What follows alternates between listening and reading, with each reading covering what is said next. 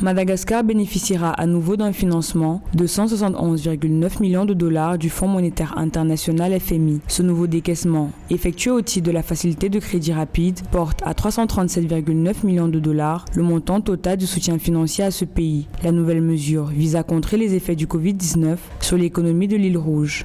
Les perspectives économiques de Madagascar se sont dégradées depuis l'approbation de la première demande d'aide en raison d'une nouvelle détérioration de l'environnement mondial et de l'aggravation de l'impact de la pandémie de Covid-19. Le produit intérieur brut devant désormais se contracter de 1% en 2020. Les ressources supplémentaires fournies par le FMI doivent contribuer à répondre aux besoins de financement urgents pour atténuer l'impact de la pandémie. Les secteurs clés de l'économie malgache, notamment le tourisme et l'industrie manufacturière orientée vers l'exportation, sont particulièrement affectés. Ni l'aide du Fonds monétaire international, ni de tout autre bailleur de fonds ne pourrait réellement résoudre les questions de l'économie de Madagascar.